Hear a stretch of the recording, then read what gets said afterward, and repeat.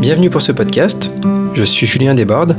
Je pratique et j'enseigne les arts internes, le tai chi chuan, la méditation, le soin, Dissolve Therapy.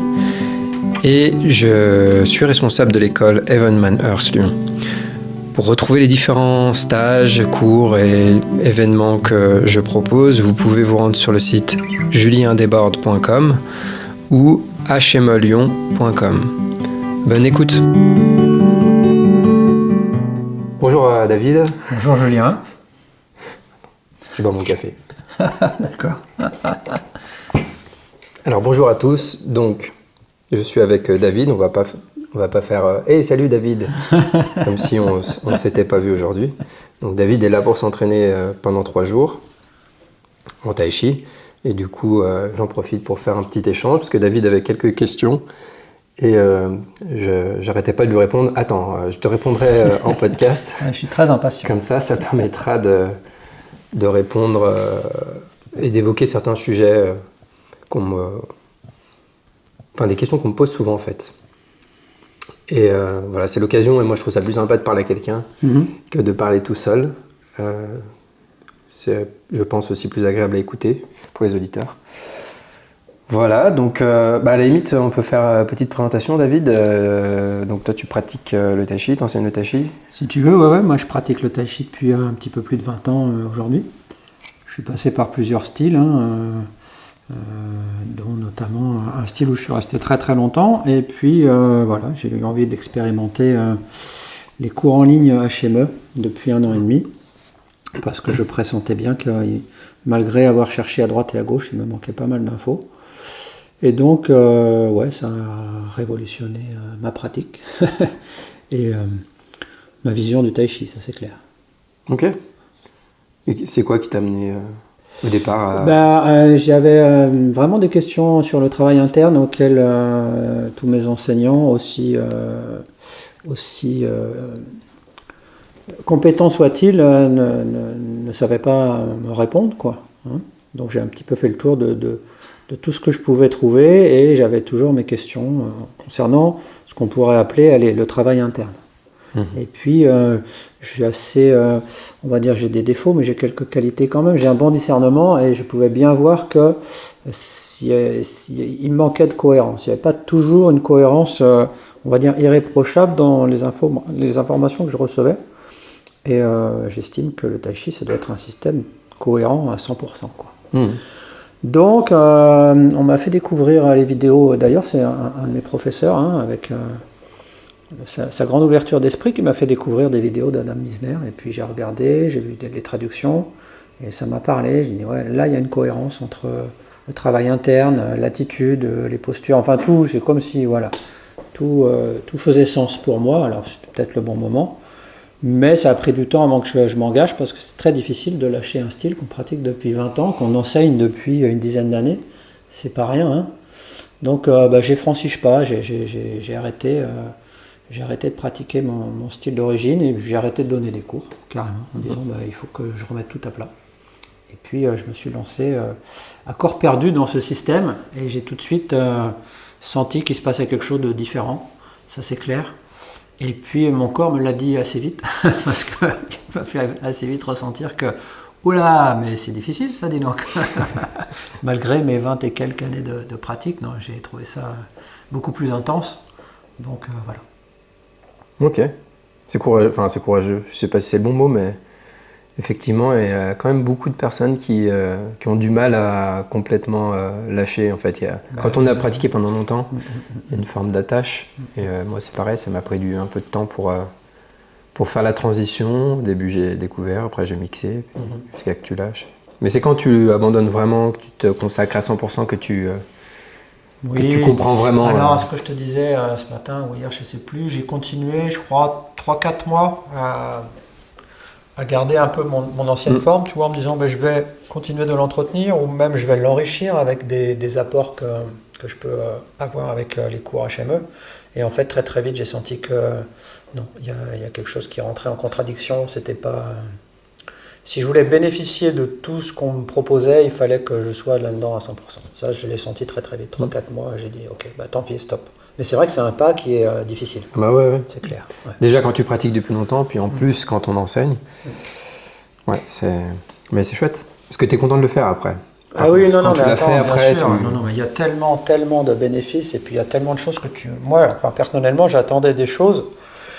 Et comme je suis patient, je me suis dit un jour ça va venir, donc 5 ans ça vient pas, 10 ans ça vient pas, 15 ans ça vient pas, et au bout de 20 ans il est temps de se poser des questions, de dire non c'est toujours pas là, ce que j'attends n'est toujours pas là, ou si, mais je suis obligé d'aller choper d'autres trucs dans le Qigong, d'autres trucs dans tel ou tel système, pour enrichir ma forme de Tai Chi, et ça c'est pas possible. Alors que dans ce système c'est complet, déjà t'as pas le loisir, il y a déjà une intensité de travail qui est forte. Tu n'as ni le loisir, ni le temps, ni l'envie d'aller voir à droite et à gauche, puisque c'est un système complet. Et c'est ça, vraiment, pour moi, le point fort. C'est que c'est complet, point barre, il n'y a pas besoin d'aller faire autre chose. Ouais, exactement. C'est proche de mon expérience aussi, ouais, où, dans mon ancien style, j'allais chercher des trucs un peu ailleurs, parce que j'avais soit des choses dans lesquelles j'étais en désaccord, ou je sentais qu'il manquait des trucs, ou voilà, donc j'allais chercher des trucs ailleurs, alors que depuis que je suis dans cette école, il y a... Au contraire, ce truc de suivre les instructions et de rester fidèle, parce qu'on sait et on voit que ça porte ses fruits, et qu'à l'inverse, là où avant j'allais chercher ailleurs pour enrichir, là si je vais voir ailleurs, ça va dégrader l'enseignement qu'on reçoit, quoi. Donc, ok, cool. Alors comment tu te sens là après cette journée et demie? On est à 1 journée et demie sur 3. Alors écoute, à la moitié. Hier soir je te disais, je t'aurais dit ça va, je tiens le coup. Là ce midi je commence à te dire, oh là là là là là là, il reste encore la moitié. Ouais, le corps il sent bien passer, ouais. Mais bon, je suis là pour ça. Bah ouais. Content des corrections, non, c'est tout super, ce que c'est irremplaçable. C'est vrai que bon, franchement, les cours en ligne, c'est génial, hein, c'est vraiment bien fait. Après, je suis bien content d'avoir toutes ces années de pratique avant, parce que j'imagine que pour un des vraiment débutants, ça ne doit pas être évident. Donc c'est super bien fait, il y a toutes les infos et tout, mais ça ne remplacera jamais, heureusement, car je suis enseignant moi aussi, ça ne remplacera jamais déjà l'œil aguerri de l'enseignant, qui va pouvoir corriger, affiner, et puis surtout répondre aux questions. Et ça, c'est clarifier, quoi. Clarifier, c'est important. Ouais.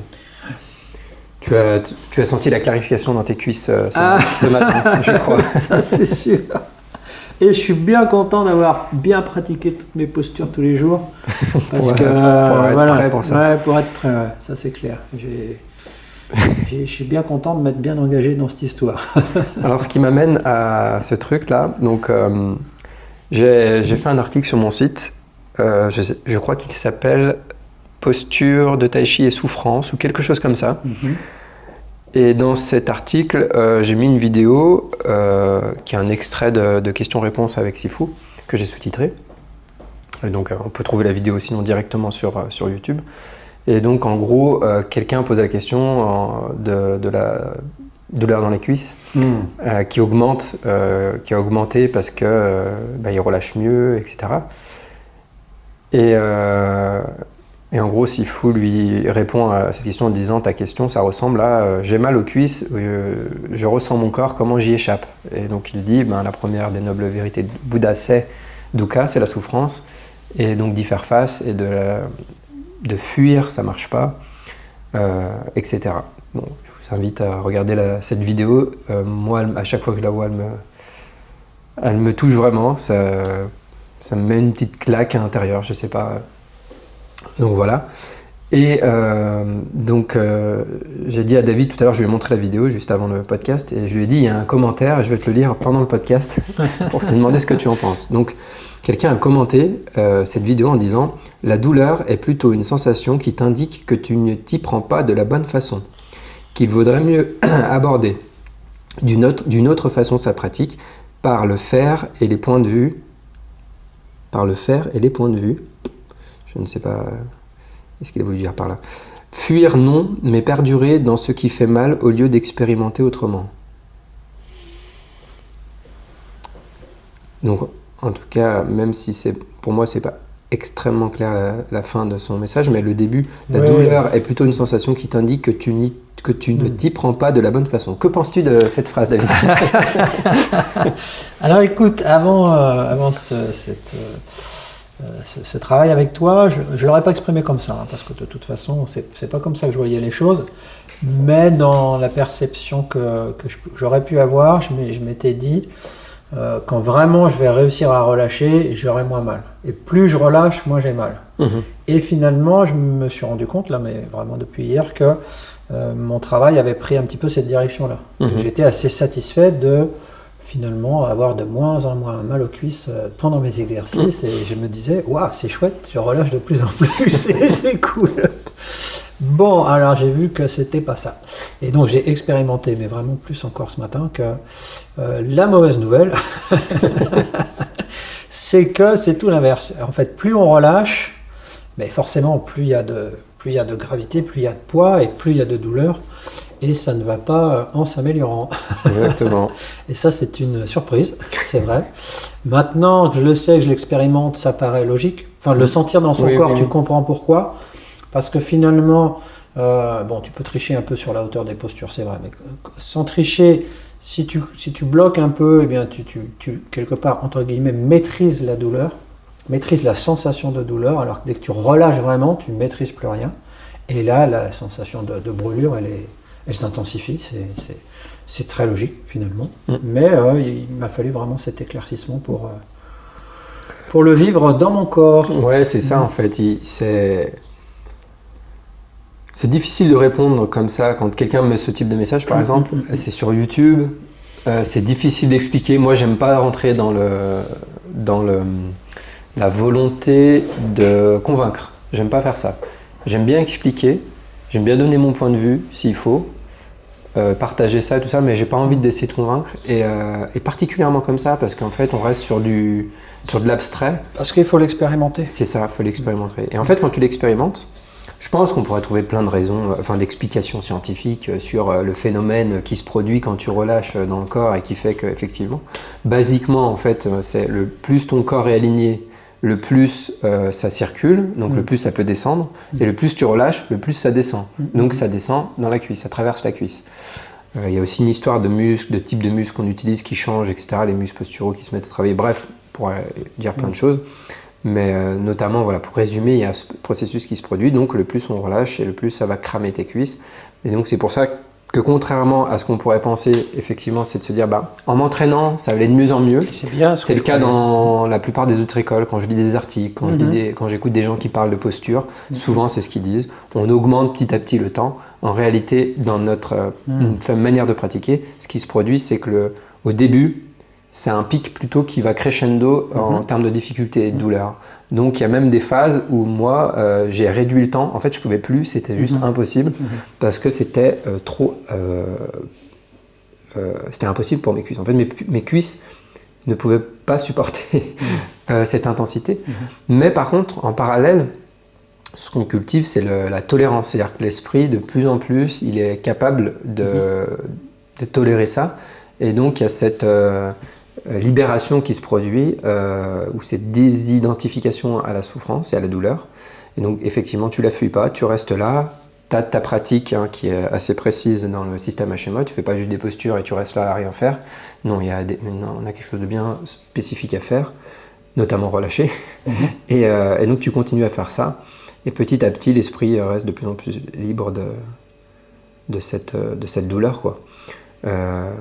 Mais pendant des années, en fait, c'est juste ça va être pire en pire. Et c'est pas l'inverse. Et en fait, donc c'est ce que tu as constaté ce matin, je pense, c'est ce que je te disais, c'est on réalise la réalité. C'est pas dans la tête, c'est pas un fantasme, c'est pas non, c'est juste la réalité. Tu relâches, ça fait mal. Tu relâches, ça fait mal. Et tu expérimentes directement ça. Genre, tu relâches tes hanches, tu relâches tes quoi. Instantanément, tu ressens ce qui se passe dans tes cuisses et donc tu sais pourquoi tu relâches pas. Parce qu'une partie de toi cherche le confort, évite l'inconfort, et donc va se mettre à soit remodifier la posture, crisper, rester en haut du corps pour éviter d'avoir mal. Et donc le plus en fait on pratique, le plus on voit clairement ce que l'esprit fait pour fuir l'inconfort, et le plus on peut transformer ça, quoi. Donc moi je trouve que c'est une pratique extrêmement puissante, faite de cette manière, et extrêmement puissante en termes de transformation et de modification de notre manière de vivre la difficulté, quoi. Donc, parce que donc tu as les postures, puis après il y a la suite, quoi. Il y a les Song Gong et tout ça, et tu vois que ça, c'est plus la même, quoi, une fois que tu as fait ça déjà avant. Tout à fait. Et voilà. Et ce qui est intéressant, c'est de voir par contre le calme dans l'esprit, tout ce que ça génère, quoi. Non, c'est un vrai travail sur le corps, mais surtout finalement sur l'esprit, ouais, bien sûr. Ouais. Et puis sur le réflexe de survie qui veut fuir ou résister.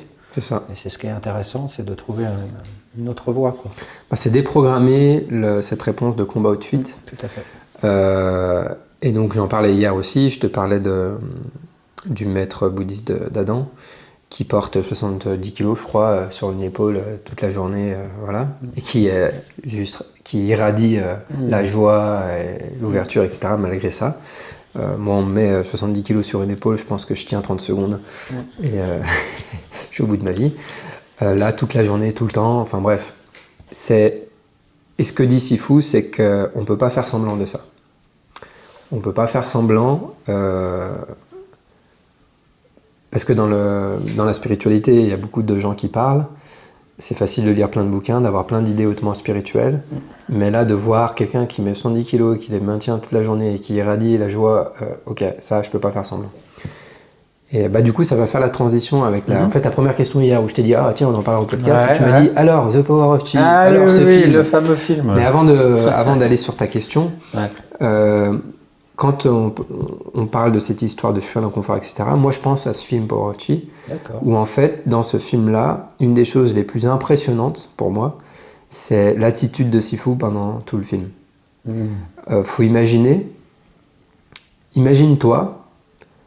on me dit, hey, on va faire un film, est-ce que ça te dit?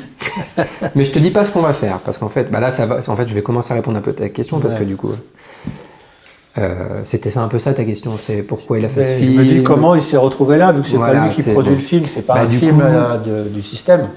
Donc qu'est-ce qui fait qu'il est atterri dans ce film Du coup, ça va un peu répondre à ta question. Moi, je veux pas trop m'épancher sur les détails parce que je les connais pas forcément, puis que ça, voilà.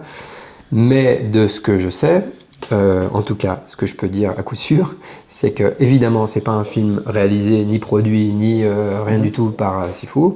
Donc c'est quelqu'un qui lui ou une équipe, je sais pas, qui lui a proposé de faire ça. Une équipe a voulu réaliser un documentaire sur le Chi. Ils ont cherché des maîtres. Ils ont trouvé Sifu. Moi, ce que j'ai cru comprendre, c'est qu'à la base, ça devait être un film sur plus de maîtres. Donc en fait, dans le film, il y en a 2-3 autres, je crois. Mais enfin, il y a quand même au moins les 3/4 du film qui sont... on voit Sifu. Mais au départ, ça ne devait pas être le cas. C'est juste qu'il était tellement impressionnant qu'ils ont finalement, je crois, fait beaucoup de temps de films sur lui. Si ça avait été un film produit, réalisé par lui ou pour faire sa pub à lui, dans le film, il y aurait son nom écrit en gros, il y aurait un lien vers son site et tout ça. Si on regarde, en fait, il y a juste son nom écrit en tout petit à la fin au générique. Ah ouais. Ouais. Ah, d'accord. Pendant tout le film, on dit jamais son nom. Donc bon, ce serait un peu bête niveau commercial. J'aime bien parce que des fois, il y a des gens qui critiquent des aspects alors qu'ils sont au courant de rien du tout. Ils disent des trucs sans être au courant. Bah, c'est la vie déjà de base, et c'est la vie disons que c'est tout ce genre d'attitude des gens à parler de choses sans les connaître, qui est une attitude normale, tu vois, genre, je pense dans les villages, tu vois, les radotages et tout ça. Et c'est juste grossi par Internet, en fait. C'est un phénomène qui prend beaucoup plus... aussi, ouais, c'est ça prend beaucoup d'ampleur. Puis comme il y a des gens qui s'acharnent un peu sur lui, du coup ça leur donne du grain à moudre. Donc bref. Donc on lui a proposé de faire ça, il savait même pas qu'il allait voir, je crois, ou ce qu'il allait faire. On l'a amené là, on lui a dit, bah voilà... Puis en fait, on voit bien dans le film d'ailleurs, parce qu'il se dit, bon, bah voilà, ok, bah qu'est-ce qu'on fait? C'est un peu... D'accord, il n'y avait pas de storyboard, il n'y avait pas de truc écrit. J'imagine que l'équipe a dû penser au truc, mais eux avaient des idées, mais c'est pas Sifu qui a dit, on va faire ça comme ci, on va faire ça comme ça, contrairement à ce qu'on pourrait penser aussi. Bref. Du coup, ce que je disais, ça fait un peu le lien comme ça. Imagine, on te dit, donc tout auditeur, je vous invite à vous faire la même projection. On vous dit, hey, viens, on va sur une île et on va tester un peu tes compétences. Ouais. Ok, on t'amène sur une île, ou tu vas sur une île. Je crois que c'est autour du Canada ou par là-bas, il me semble. Et puis on t'amène des athlètes de haut niveau. Alors bien sûr, il faut s'imaginer que on a un plus haut niveau de tai chi, mais bon. On t'amène des athlètes de haut niveau comme ça. Tu as une équipe qui est en train de te filmer. Toi, tu as une réputation. Carrément. Tu as tout ton, ton commerce, ta vie. Tu manges grâce à un cours en ligne. Tu as une réputation, etc. Tu fais des stages dans le monde entier. Et là, tu as toute une équipe qui est en train de te filmer. Et on t'amène des gars comme ça, des athlètes de haut niveau. Et on fait, bah vas-y, alors tu le pousses, ou tu le bouges, ou tu fais ci, tu fais ça. Donc toi, tu as été musicien comme moi. Tu dois connaître ce phénomène, surtout au début, parce qu'après, si on a l'habitude, on s'habitue. Mais au début, les premières fois, quand tu mets record, il y a ce phénomène où tu fais n'importe quoi, juste parce qu'on appuie sur record, quoi. En fait, tu joues le truc, ça va, tu appuies sur record et d'un coup, voilà. Bon, après, avec l'expérience, ça peut mieux se passer. Et encore, moi, j'ai connu des musiciens, des grands musiciens super connus, qui tournaient, qui ont toujours le track, genre voilà, qui a joué avec Jean-Michel Jarre, machin et tout ça, et quand tu lui demandes, lui il est flippé avant chaque, même un micro-concert, même un petit truc, il est ultra tendu, ultra stressé, etc. Sachant que tai chi, si t'es stressé, machin et tout ça, ça marche plus. Donc imagine ça, et là en fait t'es filmé, tu sais que ça va être un film, tu sais que tout le monde va le voir, t'as tout ton truc qui est remis enfin, tu peux remettre en question tout ton truc et tout ça. On vient de pousser. Et donc, moi, ce qui m'impressionne, c'est son attitude. C'est clair, c'est ça. Il est là, hop, et tu es en train de sourire, il fait son truc, voilà, et tout ça. Enfin, voilà quoi. Enfin, en gros. Là, tu peux pas tricher. Hein. Soit tu pars en courant, soit ça te sent que tu es hyper stressé parce que tu contrôles, mais ça peut, comme tu le dis, du coup, ça marche plus.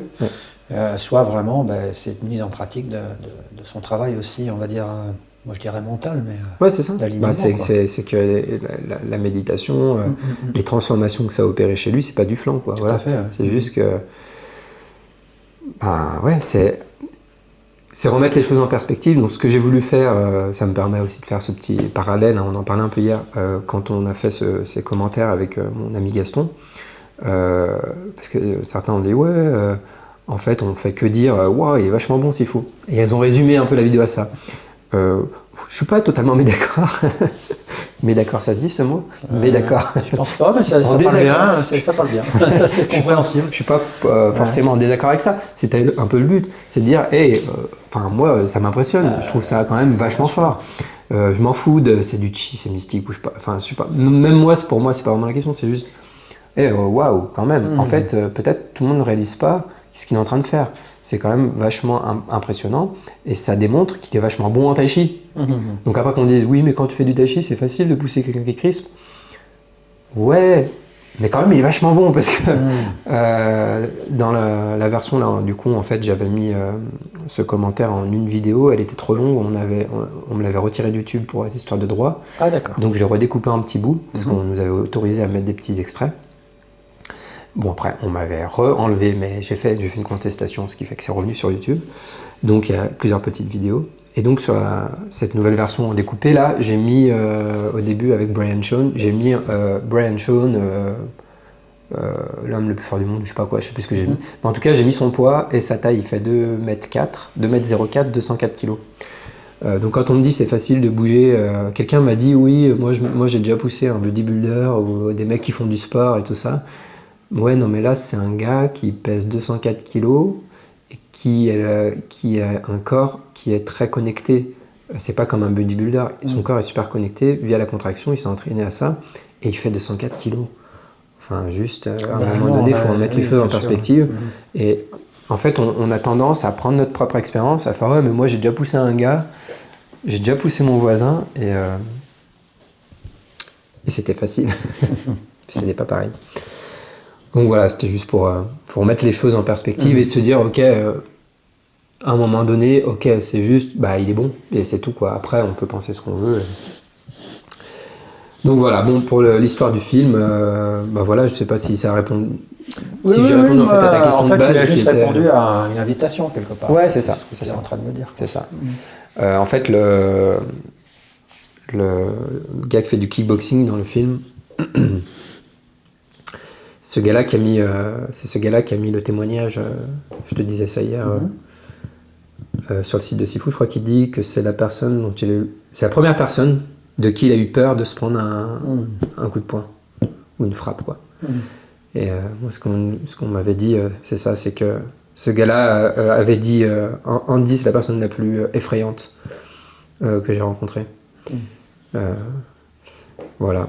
Et en fait, ça part un peu de ça. En fait, il a été impressionné. Et puis, voilà, de fil en aiguille, après, ils ont fait ce film, qui est très bizarre, ce film d'ailleurs, parce qu'il est sorti. Ils l'ont mis après. Enfin, ça a mis très longtemps à sortir. Il devait sortir au cinéma. Ah, au cinéma. Il a été filmé en IMAX, en méga haute qualité. Il devait sortir au cinéma. Je sais pas trop ce qu'ils ont fait à l'équipe. Sifu était jamais au courant de ce qu'il faisait. Le gars, il est un peu au centre du film quand même, Sifu. Ouais, quand même. Mais en fait, il était jamais au courant de rien. Au final, ils l'ont sorti pendant un moment en téléchargement ou en achat.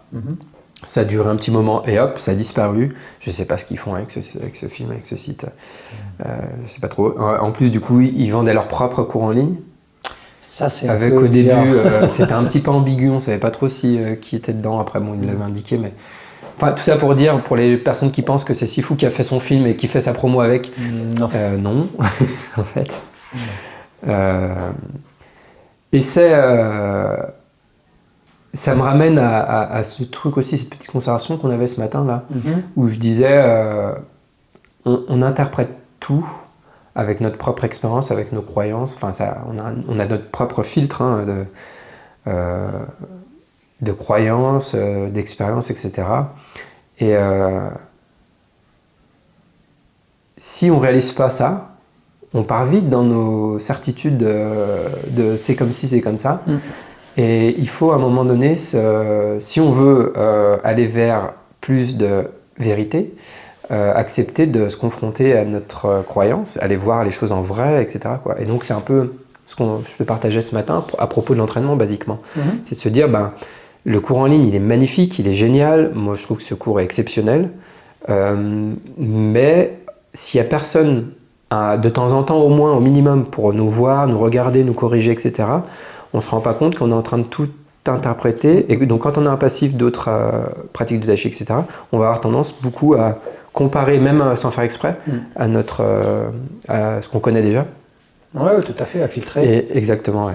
Et puis à colorer, mais inconsciemment. Ouais, c'est ça. Colorer par rapport à ta pratique, parce que c'est les mêmes noms, parce que tu as l'impression que c'est le même mouvement, parce que plein de choses. Mais comme c'est inconscient, tu ne peux pas t'en rendre compte, à moins que de filmer, d'avoir un œil très aguerri. Mais non, il faut rencontrer les gens, ça c'est clair. Même si on a une bonne capacité d'auto-correction, etc., ça reste beaucoup plus long si tu fais ça, que si on vient de corriger, on fait non, c'est pas ça du tout, et on te le fait sentir, et directement, ah ok, ça n'a rien à voir avec ce que je croyais ou ce que j'imaginais ou quoi. Et on peut souvent avoir tendance à faire ah, c'est ça, j'ai compris. Et du moment qu'on fait ça, on se coupe. Et ce fameux truc qui est de très présent. Ah oui, c'est ça, je te disais, on va parler de ça aussi. Ces fameuses phrases que Sifu répète tout le temps. Suivez les instructions. Suivez les instructions, ça veut dire ça. Ça veut dire ne pas interpréter, ne pas rajouter des choses qu'on t'a pas dit de faire.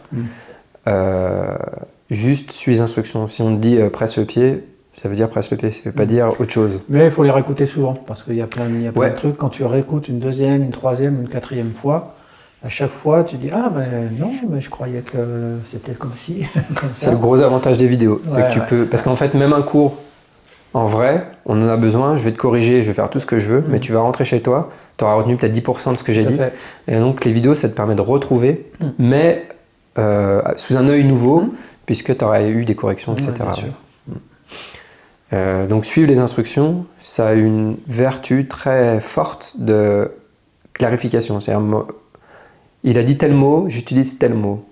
Et souvent dans mes cours, j'encourage les personnes, parfois je demande à mes élèves de répéter mes instructions pour voir ce qu'ils me disent, et très souvent ils me donnent une version différente. Des fois sur 5 personnes, j'ai 5 versions différentes et aucune qui correspond à la même que moi. C'est pas surprenant. Et en fait, je dis toujours, utilisez les mêmes mots que moi, même si pour vous ça veut dire autre chose.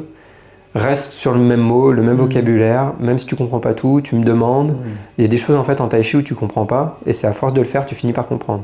En fait, tu mets l'intention, tu mets l'intention, tu mets l'intention, tu mets l'intention, et au bout d'un moment, tu commences à comprendre. Mais c'est pas tu comprends avant. Et donc il faut accepter ce truc-là. Comme la forme d'ailleurs, comme les gestes, hein, tu ne Ouais. comprends pas tout au départ, hein, tu les fais, tu les refais. Et la compréhension vient par la pratique, Exactement. quelque part. Ouais, c'est Donc si je te dis song, relâche tes hanches, ou song quoi, et que tu comprends pas, et que tu dis mais il doit vouloir dire ça, et que tu commences à dériver, du coup tu fais autre chose. Ouais, Donc ouais, tu découvriras jamais ce que ça veut dire song quoi. Donc ça, c'est la première chose. La deuxième chose qu'il dit beaucoup, c'est ne mixez pas les exercices. Donc ça veut dire que quand un exercice il est dédié à explorer ou à transformer le corps d'une certaine manière, je ne vais pas importer les instructions de cet exercice dans un autre exercice. C'est Donc, important. L'autre hein. exercice, il a d'autres instructions, il a d'autres choses. Donc, et dans chaque exercice, je fais juste ce que je suis censé faire dans chaque exercice. Ce que Sifu appelle, il prend une métaphore, il dit c'est comme polir un joyau, un diamant. Qui a plusieurs facettes, et que quand je mixe les exercices, c'est comme si j'enlevais les facettes, les différentes facettes. Et en fait, ce qui le rend beau, c'est qu'il a plusieurs facettes. Et donc, chaque exercice polit, une facette du diamant. Et donc, ça, c'est très important. Donc, en fait, se rendre compte de, quand on interprète, ou quand on essaie de s'arranger avec les instructions pour qu'elles nous conviennent, arrêtez de faire ça. Quand on mixe l'exercice, arrêtez de faire ça. Troisième, c'est... est-ce que je le dis tout de suite, celui-là? C'est le plus gros truc, c'est le sujet, je t'ai dit, on en parlera demain au podcast. D'accord. Ne suivez pas les sensations. Ah oui. Donc c'est suivez les instructions, ne suivez pas les sensations. D'accord. Voilà. Et donc ça, c'est super important et ça va loin en fait, pour plusieurs raisons. Parce que les sensations sont un effet et que nous, on applique les causes. Faut que tu développes. Une cause, c'est les instructions. Ouais, donc je fais ça, et c'est en faisant ça que ça va créer des effets. J'essaie pas de suivre l'effet. Il en parle dans un podcast, enfin dans un interview sur la méditation. Ça rejoint un peu ça.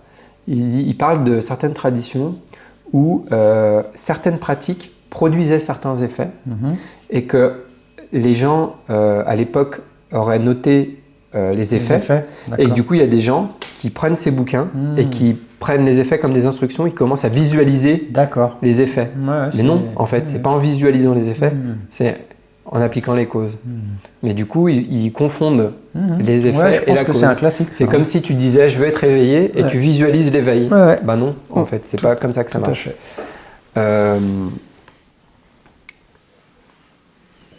Donc ça, c'est une première chose. La deuxième chose, c'est que quand tu fais un exercice, tu relâches les quoi par exemple, tu as une sensation particulière. Tu fais wow, ça fait ça dans ma jambe ou je sais pas, voilà. Et que du coup, le lendemain, au lieu d'appliquer la cause, tu transformes en je recherche la sensation que j'ai eue hier. Là, tu commences à pervertir le processus. Il faut revenir constamment à l'instruction. Et en plus, si tu y arrives, tu vas juste te faire stagner. Parce qu'en fait, ta sensation, ça va jamais être la même. Parce qu'en fait, tous les jours, si tu pratiques, ton corps change, ton esprit change, tout ton système change. Donc, tu vas pas avoir les mêmes sensations tous les jours. Donc, si tu cherches à reproduire une sensation, tu te fais stagner parce que tu reproduis une sensation qui, en fait, normalement, devrait changer chaque jour. Tu vois ce que je veux dire? Oui, bien sûr. Donc, c'est un peu le piège quand on trouve un feeling, et surtout quand c'est des feelings positifs. Oui. Des sensations, on est bien content. Et donc, oui, c'était ça le sujet. Ouais, c'était d'avoir c'était des sensations de chi. Ouais, exactement. Et que je t'ai dit, moi j'avais des sensations de chi avant, et en fait c'était parce que j'étais tendu. Et donc en fait je suis tendu, je suis crispé, et j'ai des sensations de chi. Et je fais, waouh, c'est génial. Le lendemain, je veux retrouver la même chose, donc qu'est-ce que je fais? Je me crispe, et je continue d'avoir des sensations, mais en fait je reste crispé.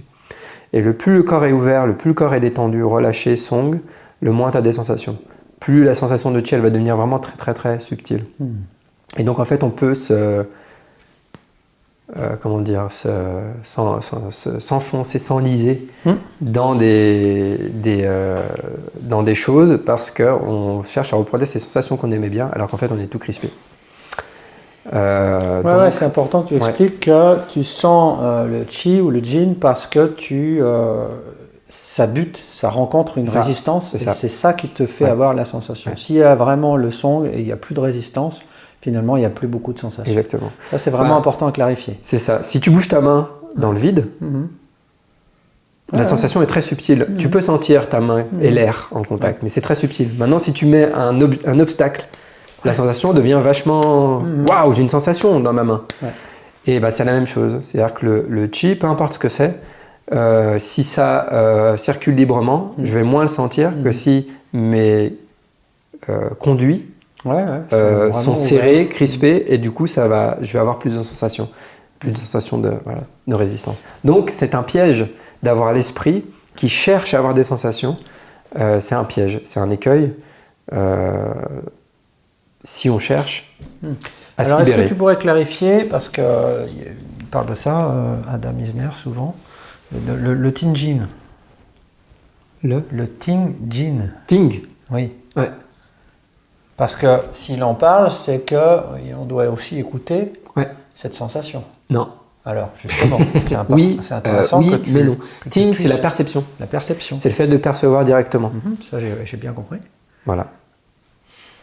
Il y a une différence entre écouter pour percevoir directement et chercher à obtenir une sensation particulière. Ah, d'accord. Ok. Tu vois la différence? Oui, d'accord. Donc je peux avoir un bon ting et percevoir, waouh, je sens le chi. Mais j'ai un tel bon ting que je sens que je suis tendu. Donc je relâche. Ah, et mon ting, ma perception directe, mon écoute, me montre que quand je relâche, j'ai moins de sensations. Tu vois? Oui, je comprends. Et là, j'ai une Donc compréhension tu es à et une l'écoute, mais connaissance. tu ne cherches pas à augmenter ta sensation. Tu cherches ni à augmenter, ni à rien du tout, tu juste écoutes. Et en fait, avant même de parler de chi ou quoi que ce soit, c'est déjà percevoir ton corps, Oui, ton percevoir tes squelette, tensions. percevoir ta hanche, donc le premier exercice qu'on fait, Bien sûr. percevoir l'articulation de la hanche, et puis après percevoir les tensions, effectivement, les crispations, et après song, les relâcher. Plus tu songles, plus tu peux percevoir parce que l'esprit va avoir plus de capacité à pénétrer à l'intérieur. Et donc le plus tu vas pouvoir pénétrer, le plus tu vas pouvoir relâcher. Et le plus tu vas pouvoir relâcher, ouvrir, le plus l'esprit va pouvoir pénétrer loin à l'intérieur. Et ainsi de suite. En fait, les deux, dans un sens, s'inter-nourrissent, quoi. Mais donc Ting n'a pas de... Ting, c'est percevoir. C'est pas le yi, il n'y a pas d'intention, si tu veux. Okay. Et le yi, dans notre système, il est... tout le temps accompagné de song. Ton yi commande le song. Donc tu es toujours en train de relâcher si tu veux en fait. Ouais, de toute façon, c'est l'instruction de base. Ouais. Mais tu n'as pas d'intention de chercher une sensation particulière. Tu vois la Oui, nuance. bien sûr, il y a une subtilité, mais elle est claire. C'est ça. Elle est claire. Et du coup, un bon ting va t'aider à mieux voir et à comprendre ce qui se passe. Et c'est pour ça qu'il dit, ting, lui, il le traduit souvent par knowing, ce qui est connaître en fait. Ouais. Donc c'est la connaissance directe, mais la connaissance, c'est percevoir directement. Si tu connais ta hanche, ça veut dire que tu la perçois directement ta hanche. Si tu as un bon ting de ton genou, tu perçois directement ton genou. Plus tu as un bon ting, le mieux tu vas pouvoir aligner ton squelette, le mieux tu vas pouvoir positionner ton corps aussi, ajuster ta posture. Tu vois qu'il y a des endroits où le ting il est un peu défaillant parce qu'on ne se rend pas bien compte de ce qu'on fait. Genre l'ouverture d'Yao, on le perd, on ne se rend pas trop compte tout le temps, etc. Et donc tu vas améliorer, tu utilises le miroir pour voir la réalité, remettre en place les choses, augmenter du coup ton ting aussi parce que tu le confrontes à la réalité extérieure. Ouais, tu l'affines quoi. Ouais, et du coup l'interprétation de ta sensation va devenir plus réaliste dans un sens. C'est ce que je dirais. C'est ça. Ouais. Donc voilà. De toute manière, il n'y a jamais d'instruction. Tu n'as jamais entendu d'instruction de Sifu qui dit ressens le chi à tel endroit. Non, il dit jamais ça. Jamais. Il dit song à tel endroit, song à tel endroit. Voilà. Après, tu peux avoir des sensations, mais tu t'y attaches pas, tu cherches pas ça. Mais très vite, on peut se mettre à sentir. Et donc, moi, il y a un truc que je me suis rendu compte, c'est qu'à chaque fois que je relâchais, donc pour ceux qui pratiquent ce système, qui écoutent ce podcast, peut-être ça va vous parler selon là où vous en êtes, mais c'est à chaque fois que je relâchais, il y avait une part de mon yi qui était en train de chercher à ressentir le fait que je relâche. Le fait de juste arrêter de faire ça et de tout remettre, donc enlever cette part de yi, parce que du coup c'est une division de l'intention, c'est-à-dire que l'intention est divisée, et je récupère cette part pour juste appliquer la cause, et ben en fait ça a permis d'augmenter le song en fait. D'accord. Mon song a augmenté en arrêtant de vouloir ressentir un effet du song. D'accord. C'est-à-dire que j'observe l'effet, mais je ne cherche pas à voir l'effet. C'est toute la nuance entre les deux. Ouais, mais c'est bien de le recaler. Ouais. Et du coup, en fait, tu es tout le temps en train d'observer, de voir ce qui se passe.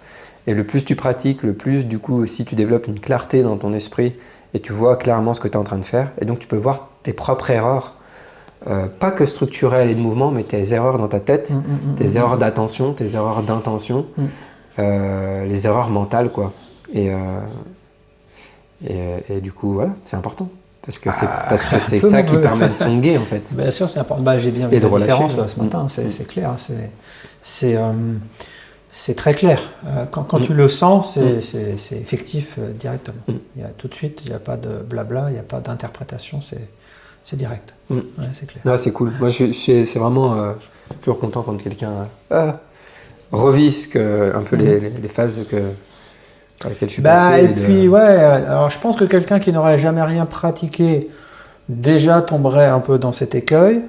Mais il y a beaucoup de pratiques de tai chi aussi où ça marche pas comme ça, ou même d'autres choses. Je pense à d'autres pratiques aussi qui pourraient rentrer pas en contradiction, mais qui vont de toute façon biaiser le discours finalement de Sifu, qui est très clair et très simple. Ouais. Mais avec le background qu'on a, si tu veux, même surtout quand tu travailles des choses, que ce soit de la relaxation, du développement personnel, de l'énergétique, c'est toujours un peu plus compliqué, c'est toujours un peu plus fourni, tu vois. Alors, il faut gommer ce défaut, gommer pour revenir toujours à l'essentiel des instructions qui sont assez épurées. Voilà, c'est le mot que je cherchais. Assez épurées. Et c'est pas si simple de rester à quelque chose d'épuré. Non. Et c'est bien juste d'en avoir conscience, parce que tu parlais tout à l'heure de faire l'effort de ne pas en rajouter, mais le problème c'est que c'est pas comme ça que je vois les choses. C'est que comme c'est inconscient, c'est plutôt avoir toujours la conscience que de toute façon, quoi que tu fasses, tu vas interpréter, tu vas en rajouter. Tu le sais d'avance. Donc il faut revenir régulièrement aux instructions de base en te disant, de toute façon, même si j'ai fait de mon mieux, je vais en avoir ajouté des caisses, je vais avoir interprété, mon corps il aura biaisé un peu pour gagner un tout petit peu de douleur en moins, donc revenons régulièrement aux instructions de base, parce que même avec la meilleure volonté du monde, je pense que tu peux pas faire autrement. Non, c'est progressif, en fait. C'est juste progressif. Tu sais que tu le fais, mais comme tu le sais, tu es attentif, et tu vas pas l'ancrer, tu t'évites de plus en plus, jusqu'à ce que... Mais c'est vrai que tu as raison de parler aussi de ça. Et donc c'est pour ça aussi que j'aime tant Dissolve Therapy, parce que justement on est dans ce truc ultra simple, ultra droit à l'essentiel, et la simplicité est compliquée pour les gens, pour la plupart des gens. Bien sûr. Pour moi y compris. Parce que le mental n'est pas simple. Ouais. Donc voilà. Et du coup on dit c'est juste simple, ah bon? En fait c'est ça, mais par contre tu vas le répéter beaucoup. C'est un peu comme si tu creusais au même endroit, et tu vas approfondir plutôt que faire plein de trous un peu de partout. C'est le principe de plein de choses profondes, que ce soit méditation, etc. C'est toujours pareil. Sauf que du coup, comme nous on aime bien être divertis, on aime bien la nouveauté, du coup, t'as une méthode, tu la fais un peu, puis tu fais bon allez, j'ai une nouvelle méthode, je vais faire un nouveau stage, je vais faire une nouvelle école, je vais l'améliorer un peu, je vais le rendre un peu plus rock'n'roll. Ah oui, puis moi comme du coup je fais de l'hypnose et de la PNL, je vais améliorer le truc, parce que et ça en fait, autant on peut pervertir, je fais exprès d'utiliser ce mot-là, les instructions de par notre background de tai chi ou d'autres arts martiaux. On peut aussi pervertir les instructions de par notre background ou de pratique thérapeutique ou d'autres choses. Bon, moi, souvent, je disais ça, mais je sais pas, tu es en train de faire une posture et moi, je te donne des instructions. Et imaginons que, je sais pas, tu pratiques l'hypnose. Tu vas dire, moi, j'ai des techniques d'hypnose, donc je vais utiliser mes pratiques d'hypnose parce que ça marchera mieux. Et en fait, seulement à ce moment, du moment où tu commences à faire ça, tu n'es plus en train de suivre les instructions. Tout à fait. Et du coup, voilà. Et Sifu, s'il est là où il est, c'est pas parce qu'il a fait de l'hypnose. Oui, et s'il est si bon, en fait, c'est comme si on croit. Non, moi je parle pour moi là. C'est vrai que c'est incroyable. Je me prends moi-même comme exemple. Quand j'ai eu cette arrogance de penser que j'allais pouvoir prendre des bouts de sa méthode pour améliorer la mienne, mais qu'en fait, du coup, les deux combinés, ça allait faire un truc tellement bien. Et c'est un peu comme si on faisait, mais moi, avec. Et du coup, tu penses, tu vas devenir meilleur Sifu. Non, mais Sifu, c'est juste un extraterrestre. Et bref. C'est là où j'en reviens pour appliquer ce que tu viens de dire, c'est là où c'est important d'avoir 100% confiance dans ce que tu fais. Exactement. Parce que si tu as encore des doutes, si tu as encore à dire « moi je ne suis pas sûr que ce soit le bon truc », là tu vas facilement rajouter un truc ou l'améliorer, voilà. Exactement. Une fois que tu es sûr, parce que voilà, je ne sais pas aussi, c'est un feeling. Tu as eu la confiance, Une fois que tu es sûr, ok, bon c'est ça, une fois que c'est 100%, tu te dis maintenant, si c'est ça, je vais faire que ça. Je vais appliquer exactement ce qui m'est demandé d'appliquer, mais tu ne peux pas le faire, et je le sais parce que je l'ai vécu beaucoup exactement, je comprends, dans ce que je faisais avant, tu ne peux pas le faire quand tu as des doutes, quand tu sens des incohérences, quand tu lis des choses et que tu vois des photos qui ne correspondent pas, quand tu vois des positions qui te paraissent suspectes alors qu'on te dit d'en prendre d'autres. Enfin bref, quand tu as le doute dans ton esprit, tu ne peux pas faire ça à 100%, tu comprends? Tu dois avoir la foi. Tu dois avoir la foi parce que tu n'as aucun doute dans ça, c'est ce que je cherche, c'est Voilà. ok, c'est 100%. Donc, C'est comme ça qu'on l'un fait ne va pas sans l'autre. c'est comme ça qu'on fait une bonne secte, tu vois. Il faut que les gens C'est il tout- faut c'est tout le écoute problème. ce que je te dis Ouais. et tais-toi. Non mais Non, mais tu gardes ton discernement, bien Non, sûr. mais je veux c'est dire, toi une qui fois choisis que- de suivre l'instruction. Mais par contre, une fois, par exemple, quelqu'un m'avait dit, oulala, je parlais du fait de suivre l'instruction, juste de ce qu'on vient d'évoquer là. Et je disais, bah, faut suivre les instructions, ne pas réinterpréter, blablabla. Et elle me dit, oh, ça fait un peu dictateur. Et je lui dis, mais en fait, non, mais c'est même plus simple que ça. Je fais, mais tu me payes pourquoi? Tu me payes pour que je te donne des instructions. Oui, Donc après, si tu les écoutes pas, mais les Occidentaux, on a tellement de ouais, mais soucis avec ça, mais bien c'est sûr. remettre Non, de non, la mais clarté là-dessus. faut savoir ce que tu C'est veux. comprendre. Ouais. En fait, c'est pour ça que tu me payes. C'est pour avoir les instructions. Et des fois, on est assez stupide. Je m'inclus encore une fois dedans Ouais. pour payer quelqu'un pour quelque chose et puis faire ouais non mais moi je vais faire mon truc. Ouais. Et effectivement non c'est. Mais voilà, il faut avoir la foi. Et elle se construit de différentes manières. Elle se construit. Tu regardes des vidéos de Sifu, tu fais waouh, mais tu peux douter que ce soit vrai. Elle se construit en allant toucher Sifu. Oui, certainement. Avoir un contact direct, et là, normalement, c'est enlève tous tes doutes. Ouais. En regardant ses élèves avancer, Voilà. et de voir qu'ils développent les mêmes compétences. Tout à fait. Ouais. Côtoyer des gars, ben, même moi, Mais alors, même toi, à mon petit je niveau, te le dis franchement, t'arrives. moi je suis assez clair, hein, tu sais, je dis toujours ce que je pense, donc je serais pas en train de m'exprimer si j'avais pas senti tout de suite que c'est ok. Ouais. Donc il y a ça, tu sais, le travail à deux, ça pardonne pas. Le travail à deux, tu sens tout de suite si, Bah, c'est ça le. si tu es en train de raconter des bobards ou si c'est intégré ou pas. Est-ce que là, par contre, je vais parler de ressenti. Tu ressens Mais c'est très parti. vite si c'est en résonance avec tout ce qui est dit, puis aussi quelque part avec les principes énoncés dans les classiques du Tai Chi. Oui. Parce qu'il y a ça aussi. Oui. Les principes du Tai Chi, ils sont assez clairs, clairs. Ils sont pas si nombreux que ça, mais il y a une cohérence aussi. Et là, moi, ce que j'apprécie, c'est que tout match. Tu vois, la cohérence, elle est partout. Donc même sans moi, je te le dis franchement, je n'ai pas rencontré Adam Misner, j'aimerais beaucoup, mais bon, pour l'instant, ce n'est pas fait. Mais pour avoir confiance, j'ai pas besoin d'aller jusque-là, parce que je suis aussi enseignant, et tu peux aussi mesurer la qualité d'un enseignant à ses élèves aussi, quelque part. Ouais, bah oui. Donc, tout à fait. voilà, on en travaille avec toi, ça m'a complètement conforté dans ce que j'avais perçu des vidéos, quoi. Il n'y a pas de souci. Ouais, c'est important, je pense, d'avoir ce contact à un moment. Il faut aller rencontrer les gens et les toucher. Ouais, Ça, c'est ça. C'est clair. C'est Alors là, ça, on n'est c'est plus ça. dans la secte, Parce il que- faut faire attention, on ne va pas l'isoler le truc. Mais en tout est chaud, parce que je viens aussi d'un endroit où c'est beaucoup de blablabla, et on écrit des livres, et on fait des... Bref, hein, donc c'est très très bien d'en parler, mais à un moment, il faut rentrer dedans, et puis voir si c'est dur, si c'est mou, si ça résiste, si ça fuit, ou si au contraire, il n'y a ni l'un ni l'autre, mais il y a une autre voie, Ouais. qui est ni la fuite ni la lutte, mais qui fait que toi tu ne peux rien faire. Et ça, voilà.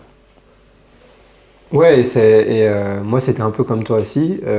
C'est que quand j'ai découvert Sifu, j'ai fait, mais lui, en fait, il incarne.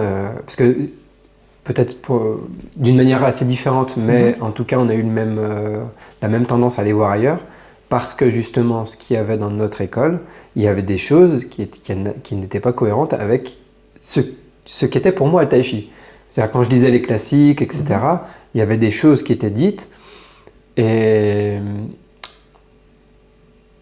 je ne les retrouvais pas toutes. Et quand je vois Sifu, je fais, mais lui, il réunit tout, en fait. Tout ce qui est dit, tous les principes, ils sont là. Et il n'y a rien qui...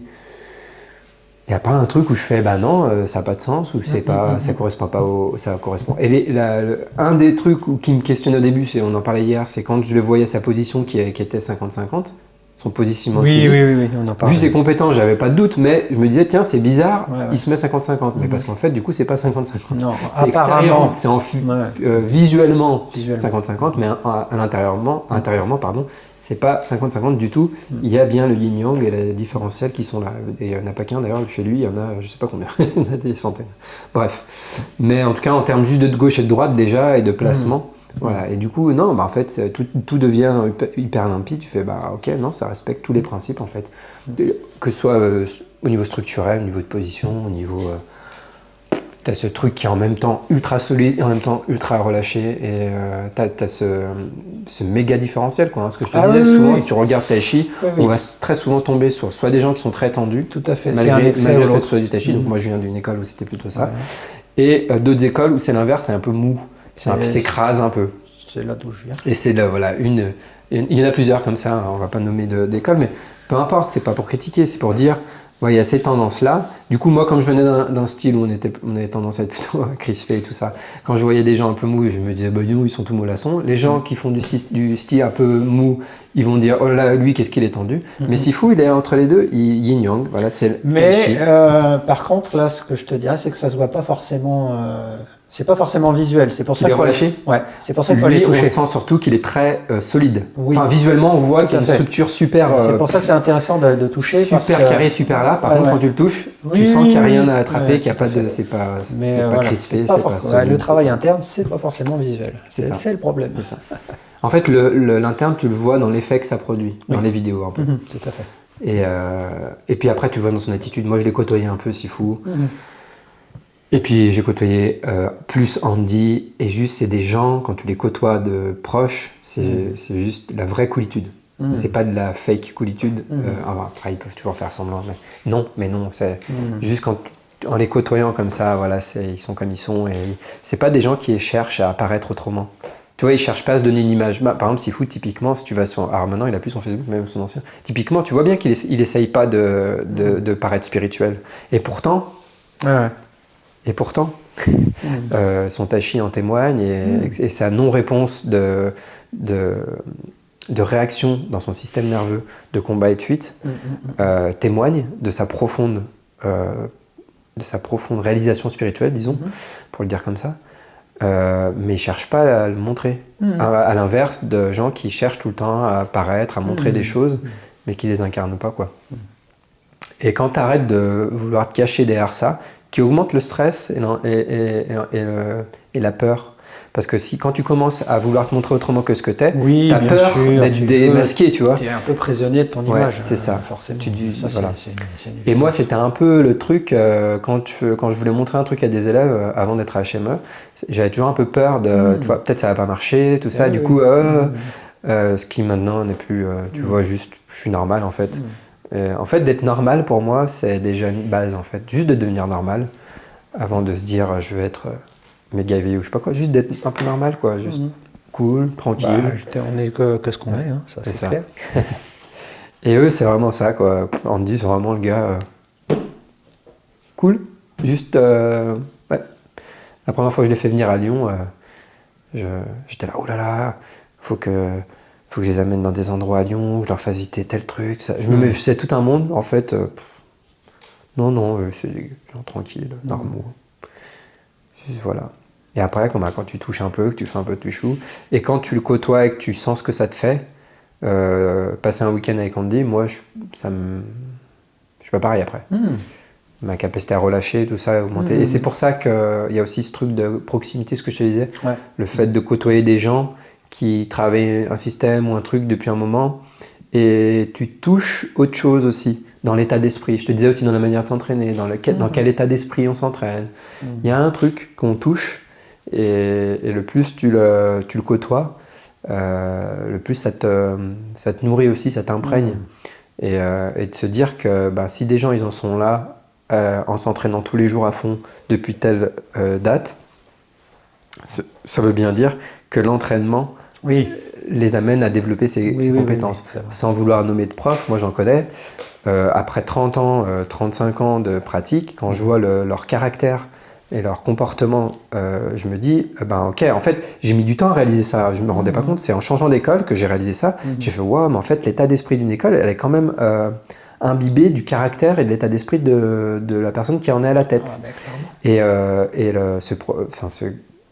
Il y a des personnes qui font des années de développement personnel, de tai chi, de tout ce que tu veux, et elles ont un caractère, elles ont une aversion, une intolérance à l'inconfort, qui font qu'ils ont un très mauvais caractère. Et tu te dis, moi, c'est pas ce que je veux. Oui, Moi, au si moins, je ça te m'entraîne, permet de faire un choix. si je m'entraîne, c'est pas pour faire ça. Donc si chez Bien lui, sûr. ça produit pas, ça l'a pas changé après 30 ans, 40 ans d'entraînement, c'est pas moi. Alors, parce que moi, je croyais ça en fait. Je croyais que je pouvais continuer à m'entraîner avec ça, mais en amenant d'autres choses et que ça allait être mieux. Mais non, parce qu'en fait, ça porte, l'entraînement, il porte aussi, à mon avis, tout le bagage de ceux de qui ça vient dans un sens, dans une certaine, sur certains plans, bref. Donc en tout cas, ouais, moi ça m'a changé aussi pour ça. En fait, l'entraînement m'a transformé vraiment beaucoup. Les côtoyer m'a beaucoup transformé. Autant. Et des fois, j'en parle avec des élèves, ceux qui me connaissent depuis longtemps, qui ont senti le changement. Ouais. Et après le changement, quand je suis passé à HME, hein, je t'en parlais aussi, je crois, mais le fait d'apprendre vraiment à relâcher autant, c'est beaucoup plus confrontant. C'est physiquement beaucoup plus intense, mais c'est aussi psychologiquement ou psychiquement plus confrontant parce que relâcher, qui dit relâcher dit percevoir les tensions, dit accepter de les voir. Et donc, des gens, ils ne veulent pas voir là où ils veulent pas voir l'inconfort, ils ne veulent pas faire face à l'inconfort, etc. C'est confrontant, bien sûr. Et donc, il y a des personnes, ça a été un peu, non, du coup, pour X ou Y raison, voilà. Mais du coup, ça crée, moi, le fait d'être passé à cette école, j'aime beaucoup l'état d'esprit qu'il y a dans mes cours. Je dis pas que moi, c'est pas moi en tant que personne qui amène cet état d'esprit, mais c'est pour moi le fait de faire partie de cette école-là qui fait que moi, effectivement, je suis différent, ça amène un autre état d'esprit et ça attire des gens qui ont un autre état d'esprit et il y a une espèce de coolitude, de sympathie, de convivialité et les gens qui sont pas raccord avec ça, ils vont pas rester. Ils restent pas. Non, mais ça c'est... des personnes sont trop tendues et qui veulent pas voir ça, qui cherchent autre chose. Hein. Après, voilà, chacun son chemin. Et ça va pas être raccord. Mais du coup, moi, je trouve ça chouette, l'état d'esprit que ça amène. Et je veux pas parler pour des personnes qui sont pas là, mais je connais des gens, des collègues qui ont la même expérience que moi. C'est-à-dire en changeant d'école, etc., ça a amené autre chose dans l'état d'esprit, dans le cours, etc. Et on peut dire ce qu'on veut, du coup, mais pour moi, Sifu, ce qu'il amène, c'est pas pas que de la technique, quoi. C'est une méthode, c'est un enseignement, c'est du tai chi, mais il y a la méditation, mais il y a ça aussi. Et si on regarde d'ailleurs dans le groupe Discover Tai Chi, pour ceux qui pratiquent les cours en ligne, dans le groupe, tu vois qu'il y a un super... c'est cool, quoi. Ouais. Il y a c'est cool. On n'est pas là à critiquer tous les autres, machin et tout ça. Bref, en tout cas, c'est cool. Quelque chose d'autre à dire ? Non, je pense qu'on a fait à peu près une heure, c'est déjà pas mal. Je pense qu'on a fait le tour. Ça va être l'heure de reprendre. Hein, tu crois ? Attends, t'as pas une autre question finalement ? Finalement, je vais trouver un truc à te dire. Si je pouvais gratter 5 minutes. En plus, cet après-midi, ça va être... merci de me donner envie. Ça va être beaucoup de libération. Voilà, c'est ce que je peux te dire. Ok. Ça va bien se passer. Oui. Ok. Bon, merci de t'être prêté à cette petite discussion. C'était bien sympa. Autant en faire profiter tout le monde. Parce que là, je crois qu'à peu près 3 millions d'écoutes par mois sur mon podcast. À moins que ce soit juste 3 écoutes, je sais plus. J'ai un doute entre les deux. Bref. Il y a un 3 dedans. Il y a un 3. Quelque chose comme ça. Merci à toi. Et puis, écoute, je te dis à une prochaine. À tout de suite pour s'entraîner. Et puis, à la personne qui nous écoute. Bonne pratique à vous, parce que j'espère que tout le monde pratique, que tous les auditeurs pratiquent quelque chose. J'imagine. Évidemment. Et n'hésitez pas à me contacter, à m'envoyer des messages, parce que depuis que je dis ça, on m'écrit un peu. Hein. Je reçois des messages, des gens qui posent des questions, qui réagissent un peu. Donc n'hésitez pas, comme je le dis souvent, ça peut me donner des idées de podcasts, de choses à discuter. C'est beaucoup plus sympa quand je discute avec quelqu'un quand même que tout ça. C'est pour ça que les podcasts sont beaucoup plus longs. Merci pour ton partage, c'était bien sympa. Avec joie. Merci à tous et à une prochaine. Ciao.